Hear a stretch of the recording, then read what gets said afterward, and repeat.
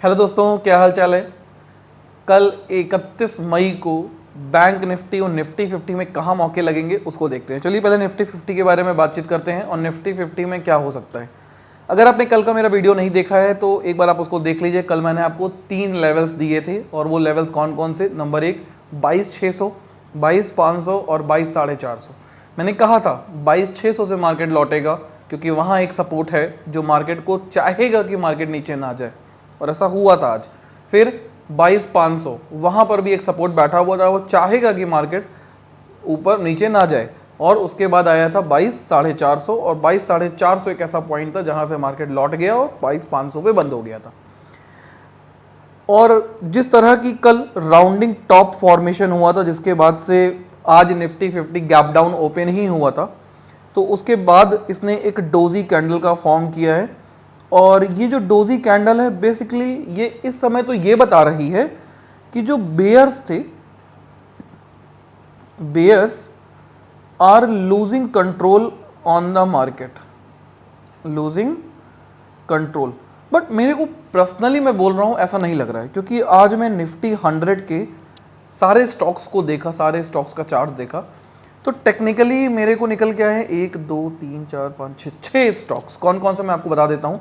भारतीय Airtel, SBI, BEL, Adani total gas, hero motor crop और समवर्धन finance वाला जो है, ये मेरे को सिर्फ 6 स्टॉक्स निकल के आ रहे हैं जो ऐसा पर्सनली लग रहा है मेरे को, मैं गलत भी हो सकता हूँ, जो कल अपसाइड जाने की टेंडेंसी रख रहे हैं।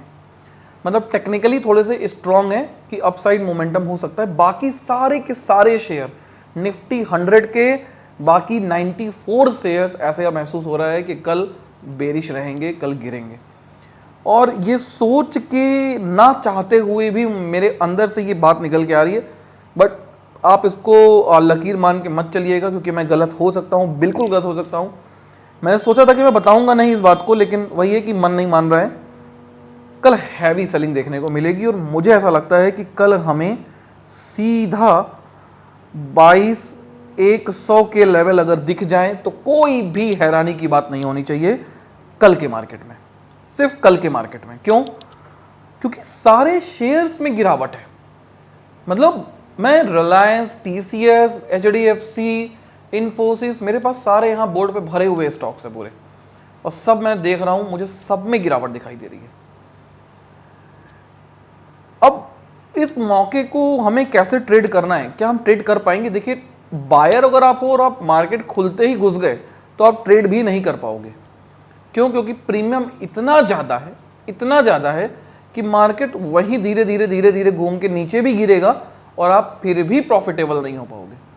तो करना क्या चाहिए, उसको समझने के लिए थोड़ा सा हम एनालिसिस करेंगे यहाँ पे, वो ध्यान से समझने की कोशिश कीजिए आप। देखो दोस्तों, जो एक ट्रेंड है मार्केट का वो अपवर्ड था, मतलब एक ट्रेंड लाइन है। अगर हम इस ब्लू लाइन को देखें तो this is the trend line, और इसको बार बार सपोर्ट ले रहा था। एक सपोर्ट यहाँ लिया, फिर दूसरा सपोर्ट यहाँ लिया, तीसरा एक सपोर्ट यहाँ लिया, अब चौथी बार मार्केट इस सपोर्ट के पास आ रहा है। एक और बात मैं बता दूं, जब जब मार्केट किसी लाइन पर बार बार सपोर्ट ले रहा होता है तो देखा जाए तो वो लाइन कमज़ोर होने लगती है और वो कभी भी टूट सकती है। तो ये पॉसिबल है कि कल मार्केट इस लाइन को तोड़ दे, और अगर टूटती है तो फिर हम एक्सपेक्ट कर सकते हैं 21,780 या 21,800 का लेवल। और ये सुन के आपके मन में इस वीडियो को लेके हंसी आ रही होगी कि ये क्या बोल रहा है, 21,800 का लेवल, अरे क्यों नहीं आ सकता है? ज़रा सोच के देखो, 22,500 निफ्टी चल रहा है, ठीक है ना। और अगर 22,500 निफ्टी चल रहा है तो उसको कितना गिरना पड़ेगा? 5-2 700 पॉइंट गिरना पड़ेगा। 3% तो हुआ, 3% तो हुआ दोस्त। 3% गिरने में क्या बड़ी बात है? सारे स्टॉक निफ्टी 50 के 3% गिर जाए, देखो अभी नीचे आ जाएगा खट से। तो इतनी बड़ी बात नहीं है इतना कि नहीं आ सकता है। क्यों नहीं आ सकता है? बिल्कुल आ सकता है, बट हमें पहले से सोच के नहीं रखना चाहिए। हो सकता है कल आ जाए, हो सकता है मंडे को आ जाए, बट ऐसा लग रहा है कि एक बार 22,21,800 का लेवल टच कर देगा ये कल परसों मिला के, ऐसा मेरे को लग रहा है। लेकिन मैं इसके बेसिस पे ट्रेड नहीं करूंगा, मैं क्लियर कर दूं, मैं इसके बेसिस पे ट्रेड नहीं करूंगा। क्यों? क्योंकि ये मुझे लग रहा है, दिस इज नॉट मार्केट। लगना और ट्रेडिंग दोनों अलग अलग चीज़ होनी चाहिए। कभी भी आपको इसको मिक्सअप नहीं करना चाहिए। आपका ओपिनियन हो सकता है, पर अगर आप ओपिनियन के बेसिस पे ट्रेड ले रहे हो तो आप गलती कर रहे हो। आपको मार्केट के बेसिस पे ट्रेड लेना है, क्या टेक्निकल्स कह रहे हैं उसके बेसिस पे ट्रेड लेना है। चलिए फिलहाल हम बात करते हैं। हमें कुछ मार्केट में बेरिश विंडोज दिखाई दे रही हैं, और ये जो डब्लू मैंने विंडोज बनाए हैं ये मार्केट की बेरिशनेस को बता रही हैं। आप देखेंगे तो थोड़ा सा लाइन एक दूसरे के पास आ रही है MACD में, इसका मतलब मोमेंटम कम हो रहा है डाउन साइड का, लेकिन अभी भी मोमेंटम और बेरिशनेस बनी है, क्योंकि RSI देखेंगे तो आज बहुत लॉन्ग लेंथ बनाया है और स्लोप भी काफ़ी अच्छा है RSI का, नेगेटिव है, मतलब कहने का है slope of RSI still negative, theta minus में है। यहाँ पे एक सपोर्ट है, छोटा सा एक सपोर्ट एक निकल के आ रहा है, और वो सपोर्ट निकल के आ रहा है 22,220 के आसपास का। हो सकता है मार्केट एक बार यहाँ से रुक के कुछ समय के लिए लौटने की कोशिश करे, या हो सकता है कुछ समय के लिए यहाँ पे रुके फिर अगली रैली शुरू करे नीचे की। तो मेरे को लगता है 22,220, 200 से 250 का एक लेवल हो सकता है इंटरमीडिएट, जहाँ पे मार्केट रुक के वापस लौटने की कोशिश कर सकता है। एक पॉसिबिलिटी ये हो सकती है, अगर मार्केट में कल गैप डाउन और बेरिशनेस बनी रहती है बेरिशनेस, तो हमें ये लेवल्स देखने को मिल सकते हैं। किसी वजह से मार्केट अगर ओपन होता है जिस पॉइंट पे आज क्लोज हुआ है उसी पॉइंट के आसपास, लगभग 22,500, तो उस केस में क्या करना चाहिए रहेगा मेरे हिसाब से। उस केस में तब तक ट्रेड मत लीजिए जब तक मार्केट डाउन जाके 22,500 को वापस से टच करे, और टच करने के बाद अगर नीचे की ओर आने की कोशिश करता है, बेरिश दिखाई देता है, देन आप एंट्री करिए, और आपका जो SL बन जाएगा वो बन जाएगा 22,500। ये एक पॉसिबिलिटी निकल के आती है। दूसरी पॉसिबिलिटी निकल के आती है कि अगर मार्केट हो सकता है किसी वजह से अप साइड में मोमेंटम लेता है, और अप साइड में मोमेंटम लेने के बाद वो 22,500 को एज अ सपोर्ट बिहेव करे, देन आप अपसाइड में एंट्री कर सकते हैं विद SL 22,500। बट मैं आपको सजेस्ट नहीं करूंगा कि आप कॉल साइड एंट्री करिएगा, मत कीजिएगा ट्रेड, कैपिटल बचाइए, क्योंकि कभी भी कोई स्पाइक आएगी तो वहाँ पे आप फंस जाओगे, आपका SL हिट हो सकता है। ठीक है, तो ये कुछ ट्रेड्स, कुछ पॉइंट्स निकल के आ रहे हैं, और मेरा पर्सनल पॉइंट ऑफ व्यू निकल के आ रहा है, क्योंकि मैं निफ्टी 100 के सारे स्टॉक्स देखा जब, तो ऐसा फील हुआ कि मार्केट में थोड़ी सी बेरिशनेस है। मैं आपको थोड़ा सा एक फ्यूचर्स के साथ ज़रा इसको एक्सप्लेन करने की कोशिश करूँगा। फ्यूचर्स में आप ध्यान दीजिएगा, मैं बात कर रहा हूँ जून के फ्यूचर की, और जून का जो फ्यूचर होगा वो कब ओपन हुआ होगा, मार्च की एंडिंग, अप्रैल की जो स्टार्ट हुई थी एक्सपायरी, उसमें ओपन हुआ होगा। अप्रैल, मई और जून में एक्सपायर हो जाएगा, ठीक है ना। उस बंदे ने वहां से एक रेंज बनाई है निफ्टी 50 के लिए, समझ रहे हैं बात को। इसका मतलब क्या है, इस रेंज को हमें ट्रेड कैसे करना चाहिए, इसको समझने की कोशिश कीजिएगा। ये जो रेंज निकल के आ रही है दोस्तों, ये निकल के आ रही है लगभग 22,200 से 22,200 से